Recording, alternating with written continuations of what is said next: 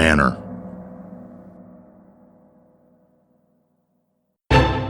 Do you need to sell your horror novel to horror fans? Perhaps you're an independent artist who's looking to connect with future customers. Perhaps you have a horror podcast or merchandise to offer. Whatever horror genre product or service you have, you can reach your target audience around the world by becoming a Manor sponsor. It's both easy and affordable. The current rates are the lowest they'll ever be. But hurry, they won't remain that low forever. Get started by sending an email to contact@manorhq.com for current rates and more information. Once again, that email address is contact@manorhq.com. Become a Manor sponsor today.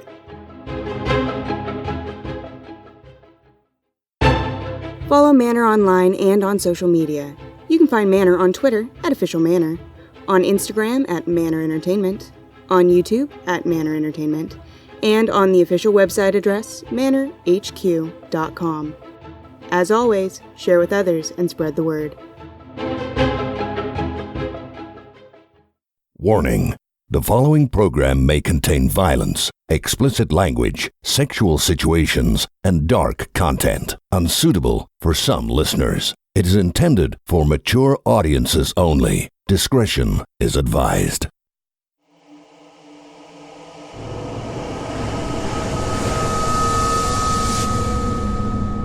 Presented in cinematic audio.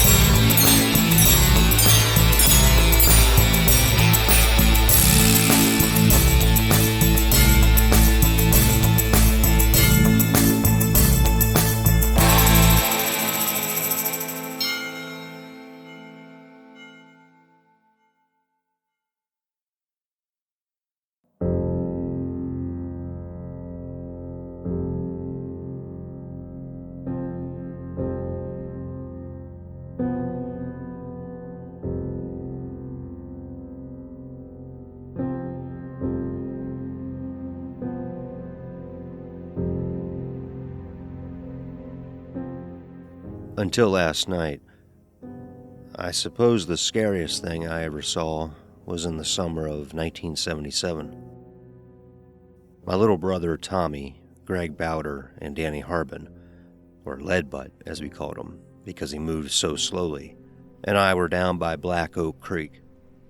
The creek, so called because of the fire that raged through these parts a long time ago, my dad said sometime around 1900, wasn't much more than a stream starting just south of Alberta and never making it into Mifflin, which wasn't more than a mile or two south of Alberta itself. We built the tree house in an old oak tree east of the creek, pretending we were defending the land from the Indians and keeping the creek water safe for the people inside the fort, keeping them safe from the ghosts that were supposed to haunt these woods. There were ghosts, what with people dying in the fire, but we weren't afraid. We were soldiers. Besides, there were 4 of us, and together we could kick any apparition's butt, especially if we were safe behind the walls of our treehouse. We had regular guards posted at the foot of the tree, between the fort and the creek. The remainder of us soldiers kept the treehouse headquarters in top military shape. As usually happened, we made Tommy stand guard, while Greg, Leadbutt, and myself read and debated the newest adventures of Spider-Man and the Avengers. We'd been in the fort for a couple hours, having read a dozen comics and finished off the pack of ding-dongs Leadbutt filched from his mom's pantry. I guess we dozed off. I remember waking with a start when I heard Tommy screaming. Jumping up, I pushed back the dirt-stained throw rug that passed for a door. I looked down to where Tommy should have been. I can tell you, I have never climbed down a tree so fast. Racing down just behind me were Greg and Leadbutt. We called Tommy's name as loud as we could. My heart was beating fast. And not just because my dad would whip my butt for not watching my little brother. I was worried about Tommy, too. To our right, we heard branches and grass crunching under at a furious pace. Turning, we saw Tommy running at full speed. "Get in the tree!" he screamed, looking over his shoulder. "Get in the tree!" Without asking permission or even giving the secret password, Tommy rushed by us and flew up the steps into the treehouse. Before I had time to feel relief or get mad at Tommy for breaking the rules, I heard growling coming from where Tommy had appeared from the trees. My mouth dropped, and the air in my lungs disappeared. I couldn't scream, and I couldn't run. I was looking into the face of a werewolf. The monster stood there, in the clearing surrounding our little treehouse, and growled, shaking its head at me, saliva hurling from its jaws. It walked straight at me. All I could do was stutter step back to the tree, not daring to take my eyes off this creature for fear it would charge and then rip me apart. I groped one hand behind me, hoping to grasp some hint of security, preferably the bottom rung of the tree ladder, when the werewolf was less than 2 feet from my face and its eyes were locked on mine. I finally found the breath to scream. Unfortunately, I released something else. Before I knew it, piss was running down my left leg. Then I heard laughter. The werewolf stopped howling and started hooting and hollering, pointing at my stained pants. At first, I didn't understand what was going on. Then, 2 older boys, Stu Goller and Adam Reese, popped out from behind a large oak tree. They could barely stand up, they were laughing so hard, holding their sides from the pain. I looked back at the werewolf in time to see Johnny Darcy pulling the mask over his head. Even though he was sweating and gulping for air, he was still grinning from ear to ear. "Mama's boy pisses pants," Johnny said, jabbing a finger at my groin. "Fuck you, Johnny," I said, before thinking. Then I got the ass whipping of my life. I can tell you, I was plenty scared that day. The most scared I've ever been. Until last night.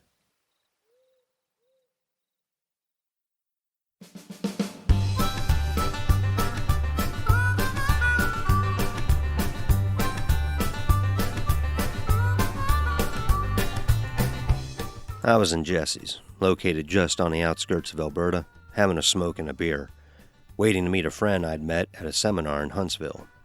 I'm an EMT, emergency medical technician, and I've been doing this going on 7 years. Some people like to call us ambulance drivers, but don't ever call an EMT that, or he'll kick your teeth in. This friend, I'll call her Sarah. I don't believe she'd like it if I gave her real name after everything that happened, was coming down to see me for a couple days at the beach. It was the end of September. All the crazy-ass tourists and beach bums had left for the summer, and it was a bit too early for the snowbirds to arrive. The weather would be nice. There was a little summer left, but the fall breeze had just started to set in.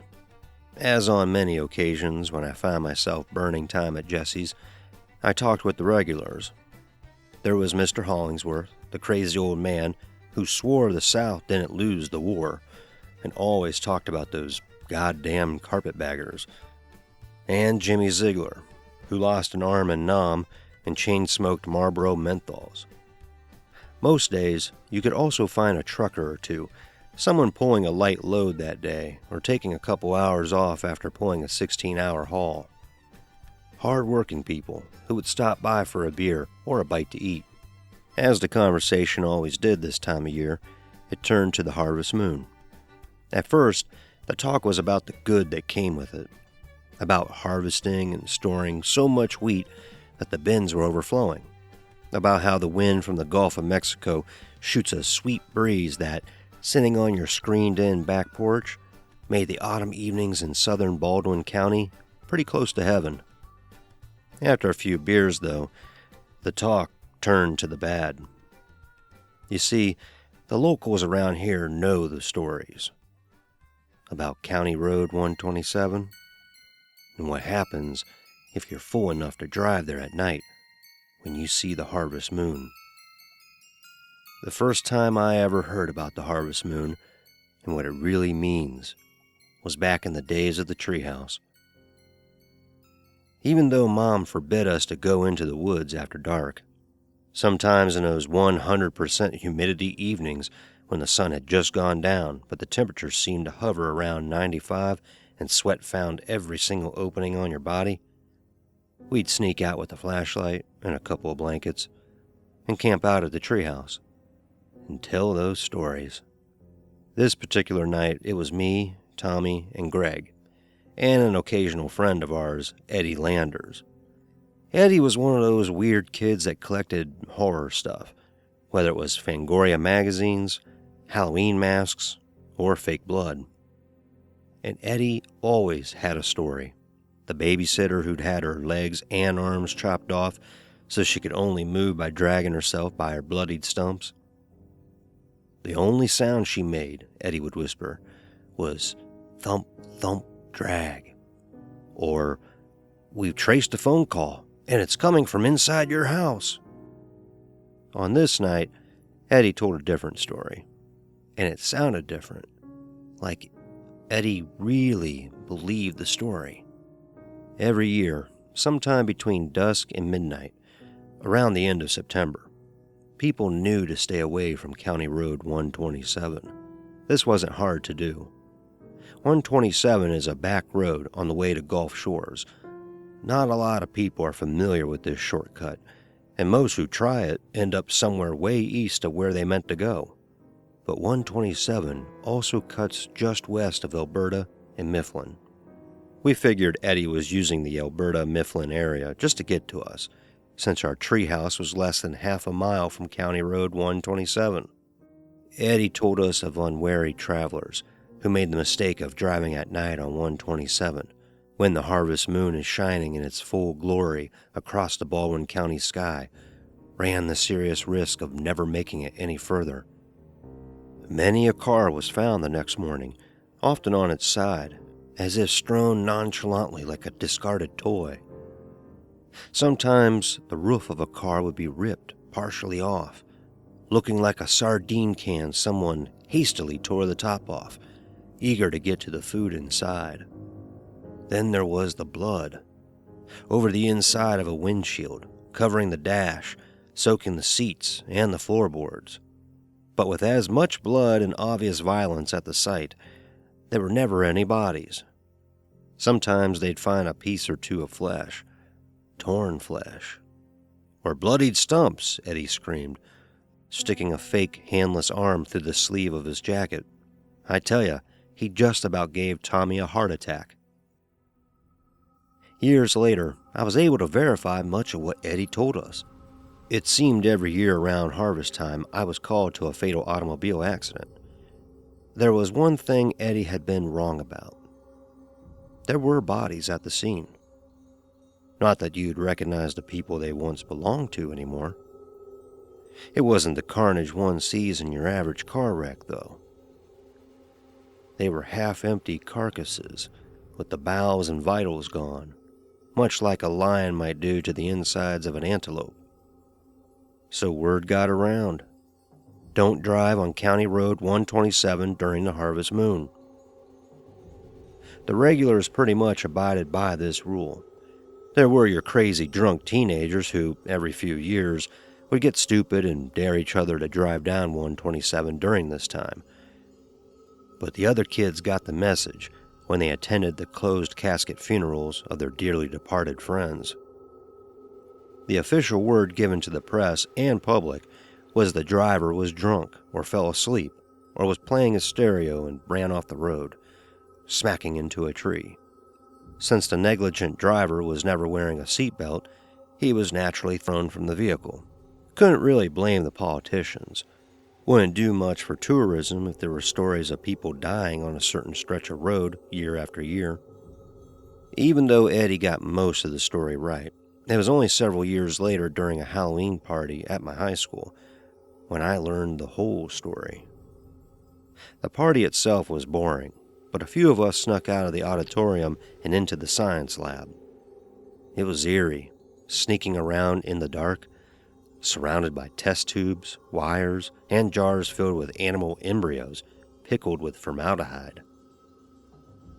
Dickie Hall, dressed as a goofy vampire, was with his girl, Sheila Newton, made up like Lily Munster with streaks of gray in her hair. I was done up pretty good as the devil. Melissa Anderson, the reason I'd come along in the first place, was a sexy Cleopatra. We sat on the floor between the waist-high counters, topped with Bunsen burners standing at attention. Dickie pulled a brown paper bag from beneath his cape, producing a 6-pack of Black Label beer. After we'd finished the beer and were all pretty buzzed, I didn't know about the others, but these were the first beers I'd ever had, Dickie decided we should all tell ghost stories. After a couple weak attempts by Sheila and me, Dickie took his turn. He told the story of the harvest moon. But he didn't stop at what happened on the side of the road. He gave us the history behind the tale.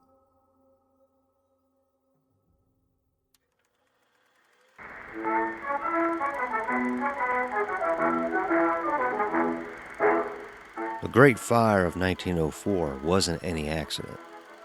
Seems Alberta had a Don Juan around the turn of the century, a man named John Partlow. His two favorite activities were hanging around the Kaiser, an old tavern shut down for good during the Depression, bragging about his years as a smuggler, for which he always showed his small golden earring as proof, or making time with someone else's woman. Since Partlow was a rather large fellow, getting caught on occasion by a jealous husband usually resulted in an altercation the other guy lost. But this time, Partlow messed around with the wife of Police Chief Krieger. Krieger, a veteran of the Franco-Prussian War of 1871 to 72, was one mean son of a bitch who had lost part of his foot in the war. After the war, Krieger returned to the American Gulf Coast and, along with other German immigrants, helped found the town of Alberta. Because of his military training, Krieger was handed the reins of policing the newly formed municipality. He was a cruel, unforgiving man who terrorized the citizens he was supposed to protect. Krieger's new wife was a good bit younger than the police chief. The marriage, as everyone knew, was a political one. The new Mrs. Krieger was the daughter of the owner of the largest fishery on Wolf Bay. She was as adventurous and unrestrained as her husband was cold and mean. Many a night she could be seen dancing and carousing in one of the two bars at the dirt crossroads that passed for downtown Alberta. Chief Krieger would ride up on his mount, not having police cars then, and whisk her away. Some said to one of the many beatings she would take. It was no surprise to anyone when word spread that Mrs. Krieger and Partlow were riding the skin boat to Tuna Town, as Eddie Sanders would say. Chief Krieger eventually found out.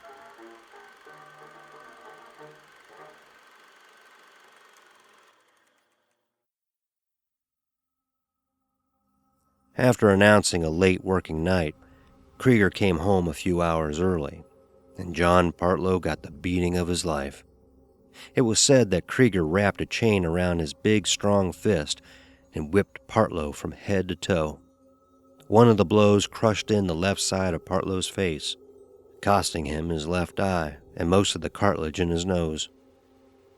Krieger probably would have killed him, except his wife intervened, wherein she became the object of her husband's assault.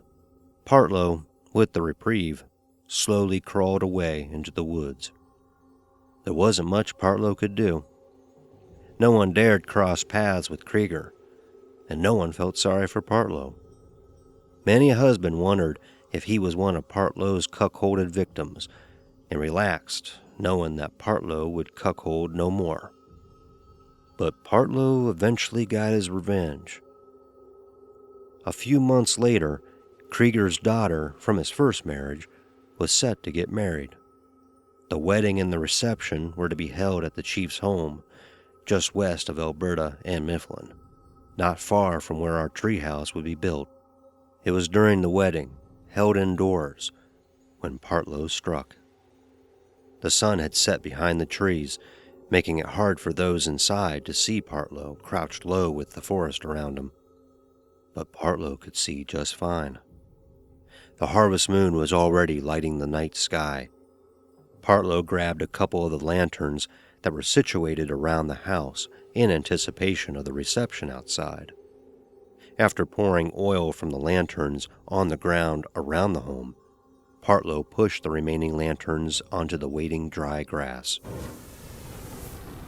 They said at least 50 people died in the fire that day. Practically the whole forest went up in flames, and it took the fire department 2 days to put the fire out. No one survived, and no one ever saw Partlow again. Some say he died in the fire, and that seems most likely. Others say he suffered a fate much worse. Partlow's soul, blackened with the evil he'd done, was forced to live in the forest he'd destroyed. He was no longer the striking physical specimen he once was. He was a repellent, misshapen monstrosity forced to inhabit the forest, haunted by the ghost of those he'd killed. It's said that Partlow, or whatever he became, takes physical form only on the harvest moon. From sunset to midnight, Partlow feeds, feeding the blackness.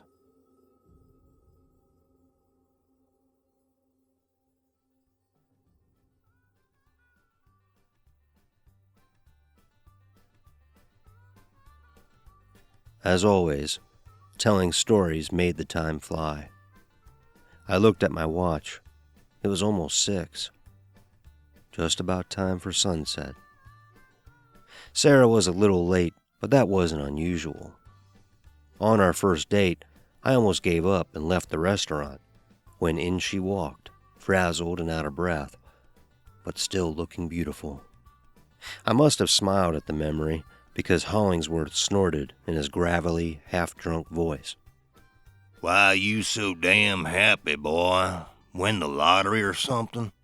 I shook myself out of the daydreaming and shot Hollingsworth a shut-your-trap look. I smiled and said, Just waiting for my lady friend. Where the hell is she, boy? Stand you up? She'll be here. She was a little late, but I wasn't worried. Besides, I could just call her cell phone. I don't know if you call it ESP or what, but my phone started ringing. I must have jumped half off the bar stool. Hollingsworth started laughing. All I know is that it scared me. I can't explain it. After all, I was expecting her to call. But I knew it was her, and I felt it was bad. I kept telling myself, don't be stupid. You've been talking about Harvest Moon, and you've just spooked yourself good. Hello? JB? Is that you? Yeah, it's me, Sarah. You sound kind of funny. Just a little worried about you, that's all. Well, you must be psychic. Lucky I'm dating an EMT. What's wrong? Oh, I think my car blew a rod or something. The engine's smoking. I closed my eyes and shook my head, though I know she couldn't see me. I called information to get a tow truck, but they're all busy. Isn't that weird? Where are you? I didn't even want to hear the next part, already knowing the answer. Some back country road. 127, I think. I might have missed my turn. Did you pass over a creek yet? Yes. Was there a big oak tree? Half burned black? Yes, it was odd looking. I didn't say anything for a moment. I sucked in a deep, long breath. I had to think. Okay, it's not quite 6 o'clock. I'm less than 5 minutes from where she was, less than 2 miles from the old treehouse. I want you to stay in the car. Lock the doors. Do you have a gun? JB, you're scaring me. I'll explain later. Just do it, please. Well, alright. But JB, The phone went dead. Normally, I would have chalked it up to shitty coverage, but as you can imagine, I was pretty worked up when it happened. I sprinted to my truck, thanking God I was too lazy to lock the damn thing. I moved a can of WD-40 on the seat. I didn't fumble my keys too badly, and soon I was on my way on 98, heading to County Road 127. It was getting dark, but I refused to turn the lights on. I got to the turnoff for 127 without much trouble, and took the turn almost at full speed, the tires screeching as the truck fishtailed. I still had almost a mile to go before I passed the half-burned oak tree where Sarah would be. I cursed as I finally turned on the headlights. I had the truck almost to 60, and it was still climbing. Perhaps 5 seconds later, something in the side view mirror caught my eye. It was hard to tell, with no street lights on a small county road. But something was moving up behind me, and moving fast. Before I realized what happened, it was running beside me. What I saw scared the hell out of me. It was almost as black as the night itself. Its hair, covering its entire body, was long and sleek, flowing a foot behind. Its head was the shape of a wolf's head and a very short snout. Its lips were pulled back from the force of running, showing teeth like a lion's. Its body was half human, half animal, built for power and speed. Some might say I was describing a werewolf, but it didn't look like any werewolf I'd ever seen, whether in the movies or that day back at the treehouse. This was more than just wolf and man. It was part demon. And when it turned its head at me and smiled, it was all demon. In the brief moment when the demon and I were looking eye to eye, I took in a million things about the creature. The left side of its face was partially caved in, and it had no left eye, only a sunken black cavity.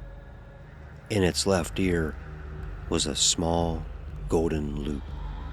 For an instant, I saw recognition in the beast's face and a momentary loss of the evil spewing from its being.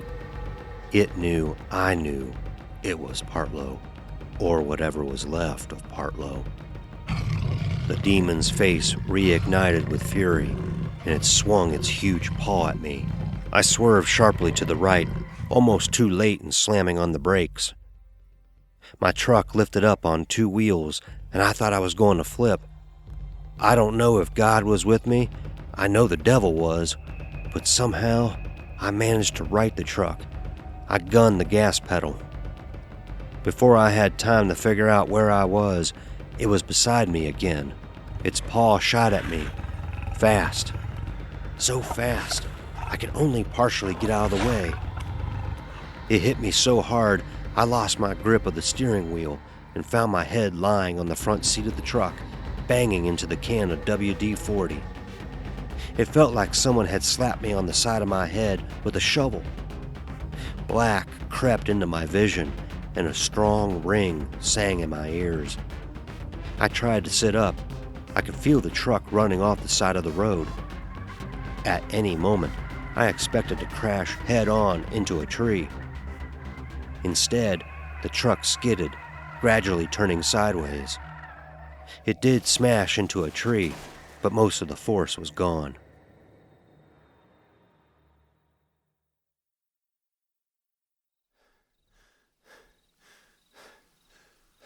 I lay there, shaking like a baby pulled out of a cold bath. I might have stayed there too.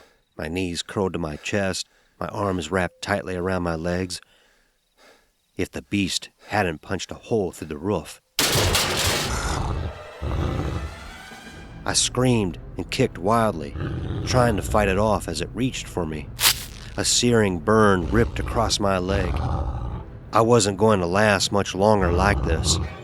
I tried to back up against the far door, my hand landing on something as I pushed up. It was the can of WD-40 again. I grabbed the can, screaming at it.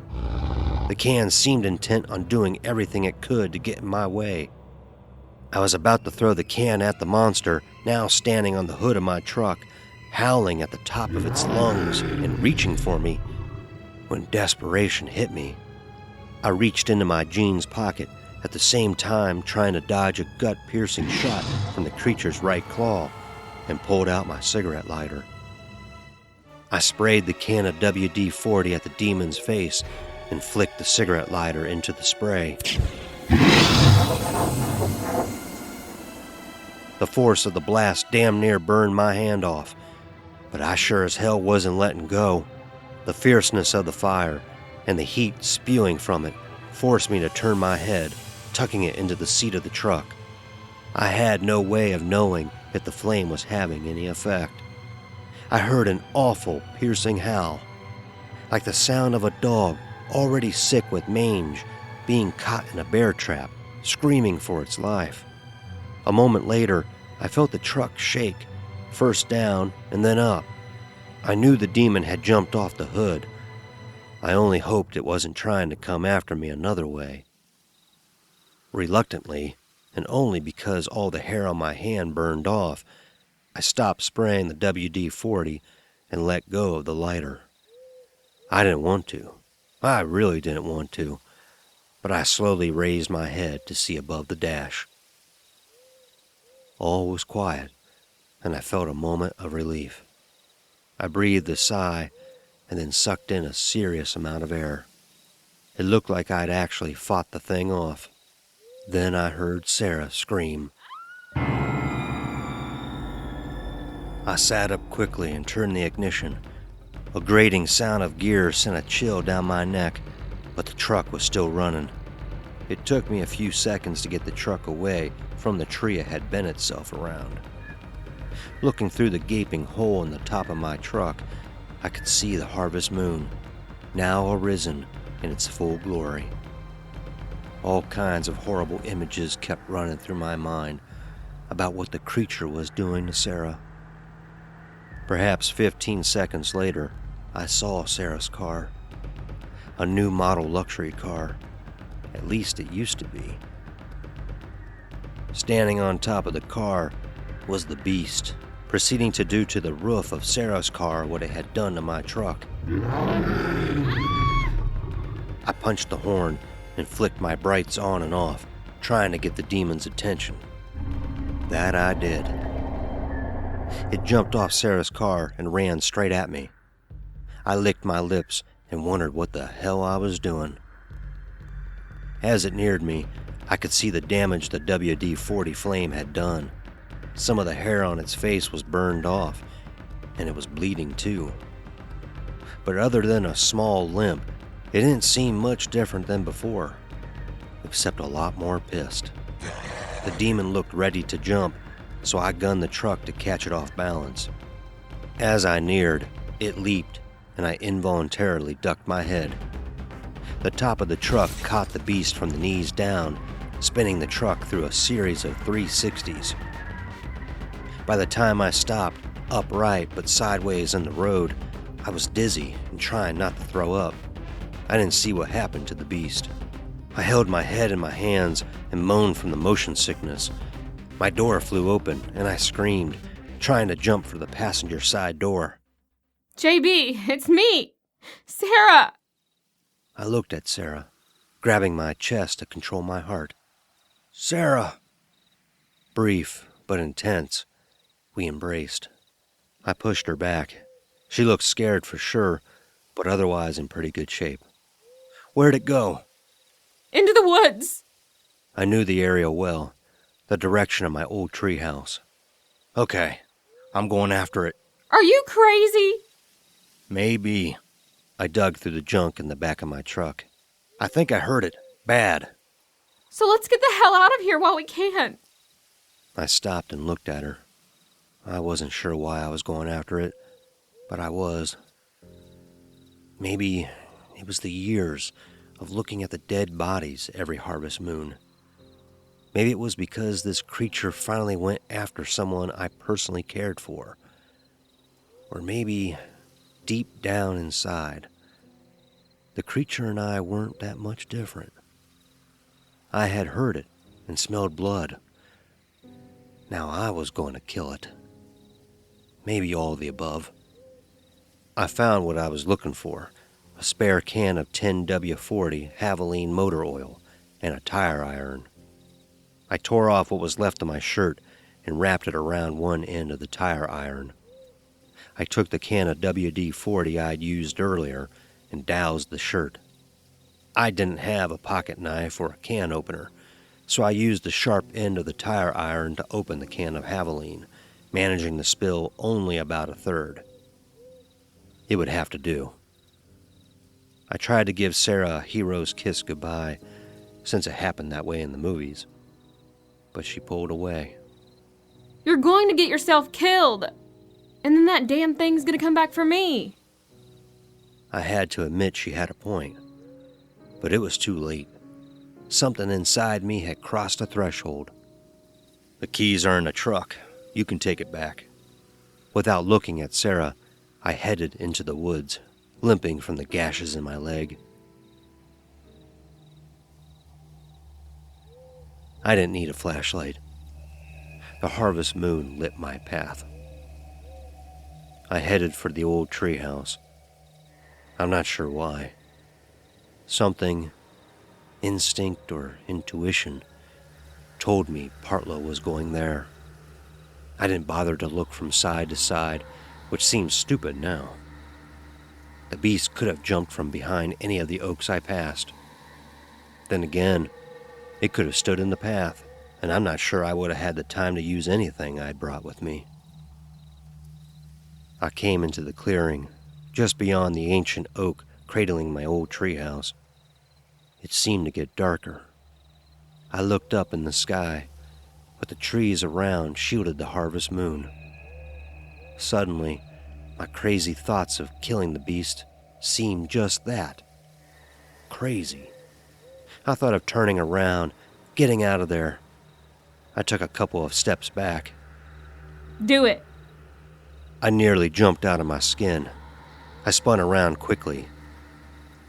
It was Sarah. Kill it. I nodded.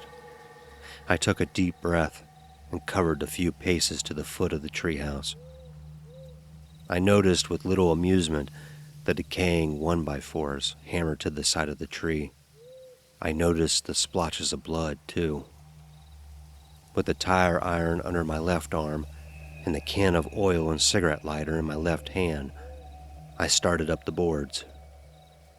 It was slow going with one free hand and a hurt leg, but I covered the half-dozen boards fast enough. As I reached the top board, I stopped. I could hear breathing, heavy labored breathing, inside the treehouse. I closed my eyes and shook my head. I got dizzy and thought I was going to pass out. This was, without a doubt, the stupidest thing I'd ever done. Even more so than telling Johnny Darcy to fuck off. I had to lay the tire iron and can of oil on the floor of the treehouse. I had no doubt the beast could easily reach out and snatch them if it wished, but the creature hadn't come forward yet.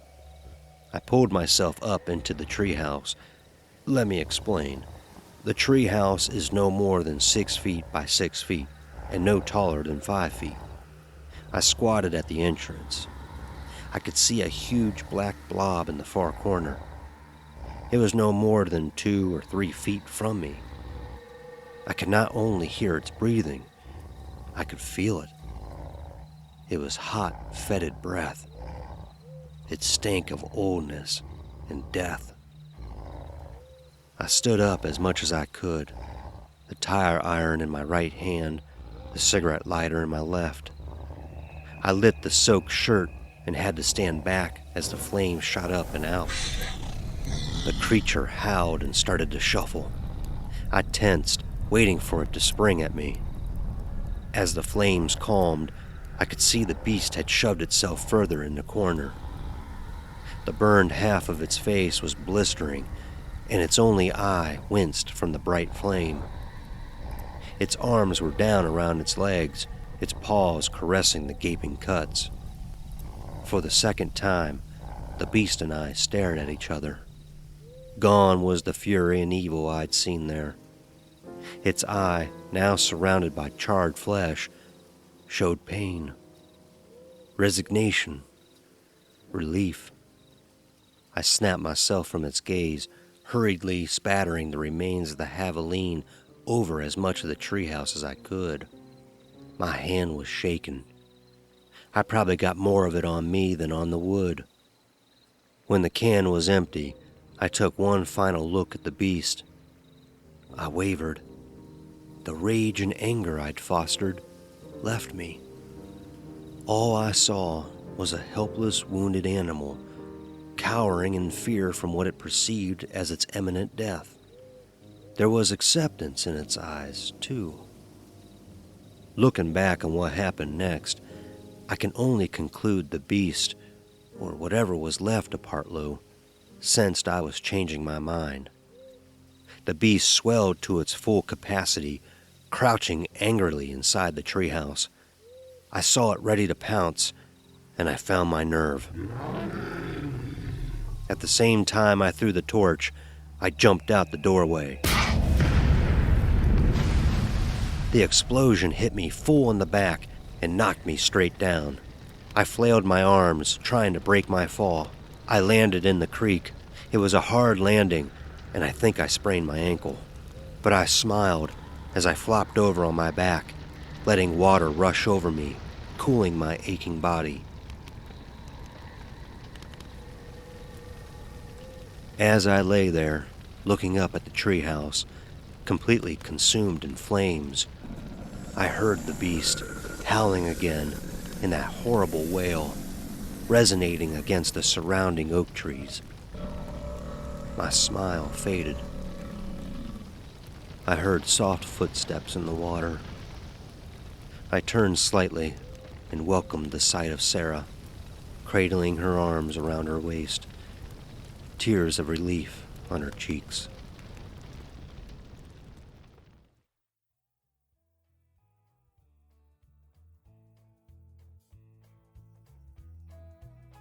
That was last night. Tonight, I'm back in Jesse's after spending the rest of last night in the hospital.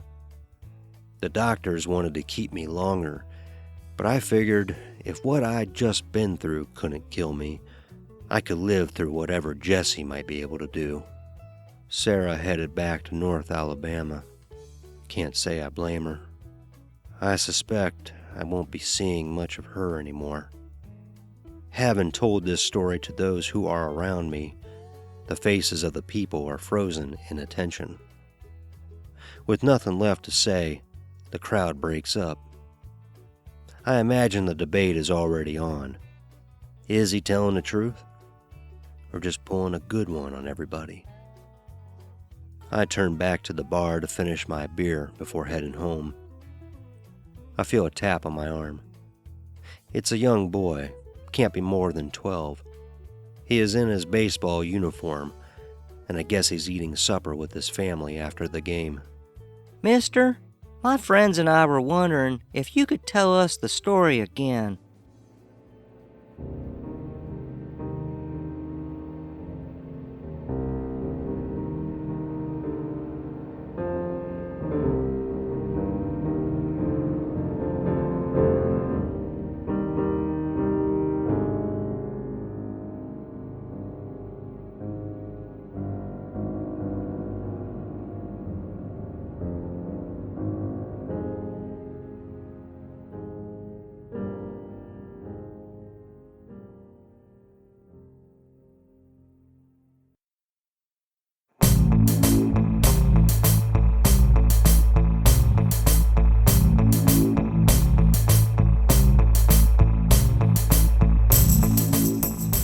You've been listening to Manor House, Episode 18, Harvest Moon, presented in cinematic audio.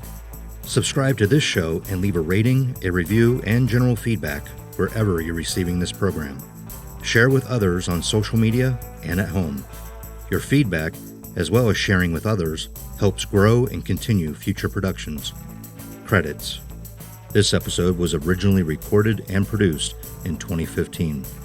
Performances by Rock Capuano as JB, Tisha Boone as Sarah. Story by Ray Cobb. Directed, produced, edited, and scripted by Rock Capuano.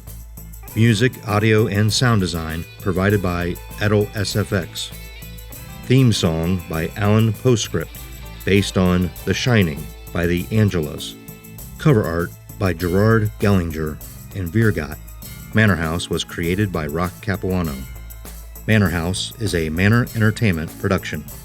The story, all names, characters, and incidents portrayed in this production are fictitious. No identification with actual persons, living or deceased, places, buildings, and products is intended or should be inferred. This production is property of Manor Entertainment, LLC. No portion of this production may be reproduced or used by any means without the proper written consent of Manor Entertainment, LLC. This production is protected under the copyright laws of the United States and other countries throughout the world.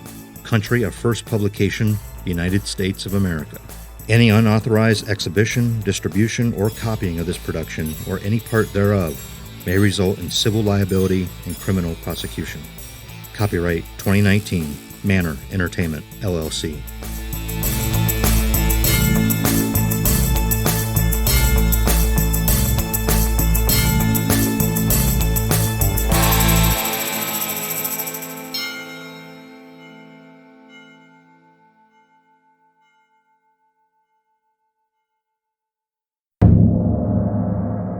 Manor.